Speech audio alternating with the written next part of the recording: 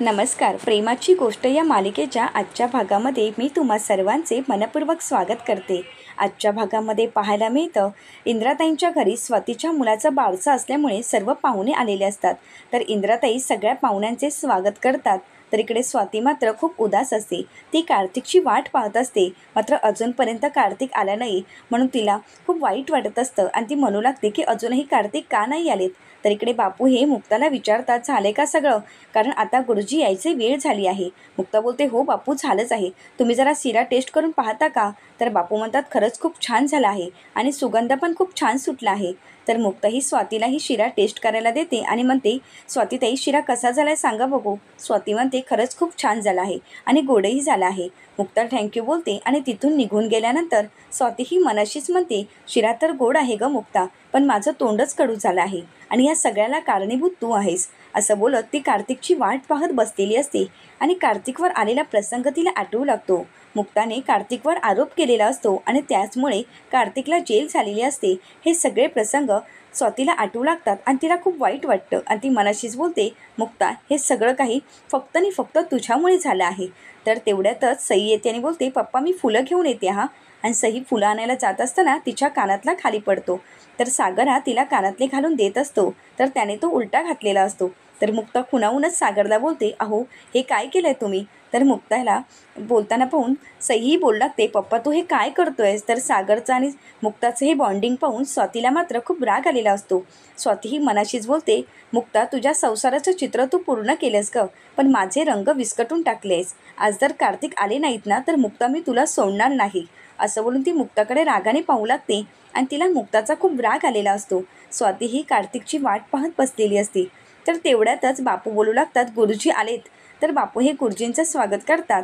तर इंद्राताई ही गुरुजींना त्यांच्या खाण्यापिण्याची व्यवस्था करतात. तर गुरुजी ही इंद्राताईंना विचारतात, मी सांगितल्याप्रमाणे सगळी पूजेची तयारी केली आहे का. तर इंद्राताई बोलतात, हो तुम्ही सांगितल्याप्रमाणे सगळी काही पूजेची तयारी झाली आहे. गुरुजी इंद्राताईंना म्हणतात, हो ना, मग आता पण वेळ का घालवायचा, बाळाच्या आईबाबांना बोलवा बरं, कारण पूजेला तेच बसतील. तर गुरुजींचं हे बोलणं ऐकून बापू आणि शांतच होतात. तर इंद्राताई बापूंकडे पाहू लागतात. तर बापू बोलतात, गुरुजी बाळाचे वडील इथे नाही आहेत, त्यामुळे दुसरं कोणी बसलं तर चालेल का. तर गुरुजी म्हणतात, हो चालेल ना, तसंही तरुण जोडपं बसलं तरी काहीच प्रॉब्लेम नाही आहे. तर गुरुजींचं हे बोलणं ऐकून बापू हे मुक्ता आणि सागरला बोलतात, मुक्ता आणि सागर तुम्हीच पूजेला बसा. तर मुक्ता बोलते, हो आलेच आम्ही तयारी करून. मात्र स्वातीला खूप राग आलेला असतो. तर इंद्राताईही रागाने बापूंजवळ पाहू लागतात. तर बापूही इंद्राताईंना शांत करतात. तर मुक्ता ही पूजेची तयारी करण्यासाठी जाते. तर तेवढ्यातच इंद्राताई या स्वातीजवळ येतात. तर स्वाती ही रागानेच बोलते, मम्मी आता तर मी त्यांना मुक्ताचा जीवच घेईना. अगं माझ्या बाळाचा बारसा आहे, मग मुक्ता आणि सागर का बसणार आहेत, मी त्यांना बसू देणार नाही. तर इंद्राताई बोलतात, मी जावई बापूंना बोलवलं होतं, पण अजूनही त्यांचा पत्त्या नाहीच आहे. तर स्वातीलाही खूप वाईट वाटत असतं. तर इंद्राताई स्वातीला सावरत असतात आणि त्याचवेळी इंद्राताई पाहतात तर तिथे कार्तिक आलेला असतो आणि कार्तिकला पाहून इंद्राताई खूप खुश होतात आणि स्वातीला म्हणतात, स्वाती जावई बापू आलेत. तर स्वातीही खूप खुश होते आणि पाहते तर कार्तिक तिथे आलेला असतो. मात्र कार्तिकला पाहताच सर्वांनाच धक्का बसतो आणि बापूंना कार्तिकला पाहून खूप राग आलेला असतो. तर स्वाती मात्र खूप खुश झालेली असते. तर इंद्राताई खूप खुश असतात. तर इकडे बापू हे रागानेच कार्तिककडे पाहतात आणि त्यानंतर सागरही. सागरलाही कार्तिकचा खूप राग आलेला असतो. सागर कार्तिकला तिथेच थांबायला सांगतो आणि कार्तिकला जाब विचारतो की तू इथे काय करतोयस, तुझी हिंमतच कशी झाली इथे यायची, आत्ताच्या आता या घरातून चालतं व्हायचं. तर इंद्राताई बोलतात, थांब सागर, कारण मी बोलवलं आहे जावई बापूंना. सागरला हे ऐकून धक्का बसतो. सागर इंद्राताईंना विचारतो, अगं तू हे काय करतेस, एवढं सगळं होऊ नये तुला यांना मिरवायची काय गरज आहे, तुझी हौस जातच नाही का यांना मिरवायची. अगं स्वातीने ही पाठ फिरवली आहे, मग तुला एवढी कसली काळजी वाटते आहे. इंद्राताई सागरला म्हणतात, मी रीतिरिवाज पाळणारी बाई आहे आणि आज त्यांच्या बाळाचं बारसं आहे, त्यांचं मान आहे. बाळाचे बाबा कार्तिक आहेत, स्वाती आणि कार्तिकच या पूजेला बसणार आहेत. तर सागर म्हणतो, अगं तू काय बोलतेस हे. तर इंद्राताईंचं हे बोलणं ऐकून बापूही इंद्राताईंवर चिडतात आणि म्हणतात, अगं इंद्र तुझं डोकं फिरलं आहे का गं, अगं तू हे काय करतेस, जरा तरी विचार कर ना. तर इंद्राताई बोलतात, मी जे करते ते योग्यच करते आहे आणि मी जो निर्णय घेतला त्याच्या आड कोणीही यायचं नाही. आणि आता जर तुम्ही जावई बापूंना घराच्या बाहेर काढलं तर मीही हे घर सोडून जाईन, असं इंद्राताई बोलतात. सर्वांनाच धक्का बसतो. तर इंद्राताई बोलतात, हो मीही घर सोडून जाणार.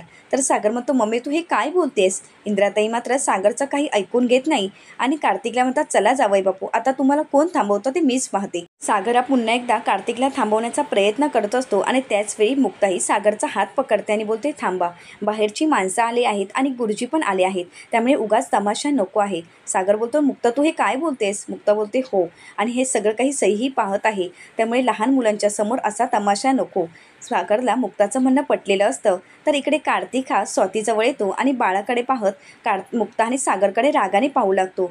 मुक्ताही सागरला शांत करत असते. मुक्ताही सागरला म्हणते, प्लीज शांत व्हा, तुम्ही कोणतंही चुकीचं पाऊल उचलू नका, त्यामुळे प्लीज शांत व्हा. सागर बोलतो, ठीक आहे, आता तुम्ही सांगत आहात म्हणून मी शांत राहतो. आणि तो कार्तिकजवळ रागाने पाहू लागतो. तर कार्तिक हा सागरकडे रागाने पाहतो आणि त्यानंतर सर्वजण बारशाची तयारी करत असतात. तर मुक्ताही बारशाच्या तयारीमध्ये सामील झालेली असते.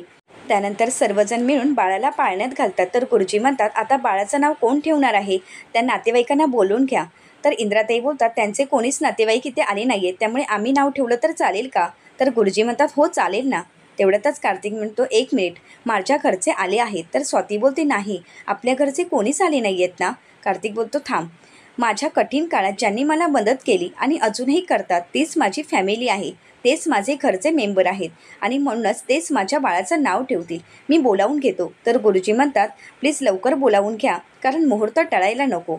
तर कार्तिक हा सावनीला फोन करतो आणि विचारतो, अगं कुठे आहेस तू? ये ना लवकर, गुरुजी वाट पाहत आहेत, कारण मुहूर्त टळायला नको. तर सावनी बोलते, हो आलेच मी 2 मिनिटात. तर कार्तिकही खुश होतो. तर सर्वजण विचारात पडतात, नक्की कार्तिकरावांनी कोणाला फोन केला असेल? तर सागर आणि मुक्ता कार्तिककडे पाहू लागतात. तर त्याचवेळी कार्तिक हा गुरुजींना बोलतो, येतच आहे, प्लीज 2 मिनिटं थांबा. तर गुरुजी बोलतात, ठीक आहे, मुहूर्त टळायच्या अगोदर मात्र नाव ठेवा. तर कार्तिक बोलतो, हो. सर्वांना विचार पडलेला असतो की नक्की पाहुण्या कोण असतील आणि त्याचवेळी तिथे सावनीची एंट्री होती. सावनी ही आदित्यला घेऊन आलेली असते. तर सावनी ही नमस्कार करतच विचारते, येऊ का आत? तर सर्वजण पाहतात तर ती सावनी असते. सावनी तिथे आलेली पाहून सर्वांच्याच पायाखालची जमीन सरकते. तर सावनी ही आदित्यला घेऊन आली आहे हे पाहून मात्र सागरला खूप राग आलेला असतो. सागरा मनाशीच बोलतो, अक्कल नाही आहे हिला काडीचीही, आता इथे ही आदित्यला घेऊन का आली आहे? हिला तर बोलवलंच आहे, पण हिला आदित्यला घेऊन यायची काही गरज होती का? तर तेवढ्यातच कार्तिक म्हणतो, ये ना सावनी, आणि ह्या आहेत सावनी, त्याच माझ्या बाळाचं नाव ठेवणार आहेत. सावनी या पुढे, असं बोलून तो सावनीला पुढे बोलवतो. तर आदित्य आला म्हणून सई खूप खुश झालेली असते. तर कार्तिक हा सावनीला बाळाचं नाव ठेवण्याचा मान देतो. हे पाहून सर्वांनाच खूप राग आलेला असतो. स्वातीही कार्तिककडे रागाने पाहू लागते आणि विचारते, हे काय आहे? कार्तिकही स्वातीला शांत बसायला सांगतो. तर गुरुजी म्हणतात, यापुढे मुहूर्त टळायच्या अगोदर बाळाला हातात घ्या आणि त्याच्या कानामध्ये नाव सांगून कूर करा.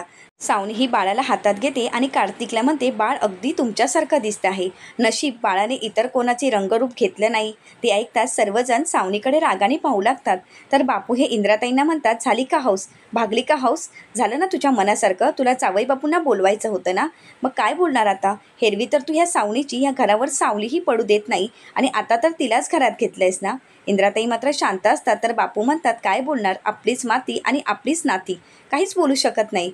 तर इकडे तेवढ्यातच बाळाने सावनीच्या अंगावर उलटी केलेली असते. सावनी मात्र बिथरून गेलेली असते, तिला ती घाण वाटू लागते. तेवढ्यातच मुक्ता येते आणि बाळाला हातात घेते. तर सागर म्हणतो की मुक्ता तुमची साडी.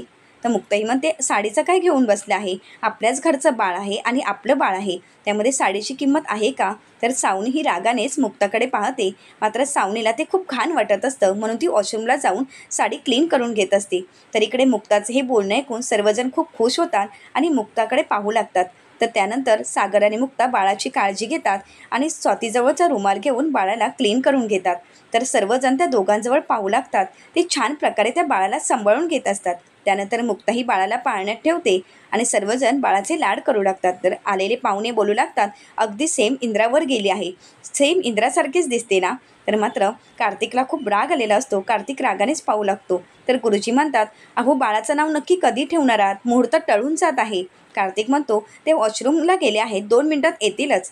तर गुरुजी बोलतात, जर मुहूर्त टळून केला आणि त्यानंतर नाव ठेवण्यात काहीच अर्थ नाही आहे, त्यामुळे तुम्ही लवकरात लवकर नाव ठेवा. कार्तिक गुरुजींवर चिडतच म्हणतो, अहो 2 मिनिटं थांबायला सांगितलं ना, तुम्ही स्वतः समोरच पाहिलं आहे ना, बाळाने उलटी केलं आहे आणि म्हणूनच त्या क्लीन करायला गेल्या आहेत वॉशरूमला, येतीलच ना. कार्तिक खूप चिडलेला असतो. तर स्वाती त्याला थांबवत असते. त्यानंतर इंद्राताई म्हणतात, पण बाळाचं नाव माझ्या नातीने ठेवलं तर चालेल का? तर गुरुजी बोलतात, हो हो चालेल, काही तर इंद्राताई म्हणतात, आलेल्या पाहुण्यांच्या नशिबात आणि एकविरा मातेच्या मनातच नसेल त्या माणसाने नाव ठेवायचं. असं बोलून ते सईला नाव ठेवायला सांगतात. तर मुक्ता ही सईला बोलते, जा तुला जे नाव आवडेल ते तू बाळाच्या कानात बोल. तर सई मोठ्यानेच कुर असा आवाज करते. तर सर्वजण सईला बोलतात, अगं बेबी, आता तर आम्हाला नाव सांगशील की नाही, तुझ्या बहिणीचं काय ठेवलं आहेस? तर सई बोलते, माझे नाव सई आणि माझ्या बहिणीचं नाव आहे जुई. तर सर्वजण खूप हसू लागतात आणि टाळ्या वाजवतात. सर्वांनाच जुई हे नाव खूप आवडलेलं असतं. तर सर्वजण टाळ्या वाजून बोलतात, खरंच खूप छान नाव ठेवलंयस हा सई. सर्वजण सईचं कौतुक करतात आणि त्याच वेळी सावनी येते. सावनी विचारते, झालं का नाव ठेवून? तर मुक्ता बोलते, हो झालं ना, जुई नाव ठेवलंय, कसं आहे नाव? तर सावनी ही रागानेच वाळते. तर स्वाती बोलते, अहो मुहूर्त टळून जात होता ना, म्हणून नाव ठेवलं आहे आणि हे नाव सईनेच ठेवलं आहे. त्यावेळी सावनी खुश होत बोलते, सईने ठेवलं आहे ना, मग ठीक आहे, पण बाकी कोणी ठेवलं असतं तर? मात्र सावनीला खूप राग आलेला असतो. तर सावनी ही हसतच सईला बोलते, खरंच खूप छान नाव ठेवलं आहेस हा सई. तर सईचं सर्वजण कौतुक करतात. तर सावनी ही सईचं कौतुक करते. त्यानंतर सर्वांना गुरुजी पेढे वाटायला सांगतात. तर मुक्ता ही सर्वांना पेढे वाटण्यासाठी गेलेली असते आणि त्याचवेळी सागरा खुणावूनच सावनीला बाहेर यायला सांगतो. तर सागरा बाहेर जात असताना सावनीही त्याच्या मागोमाग जाते.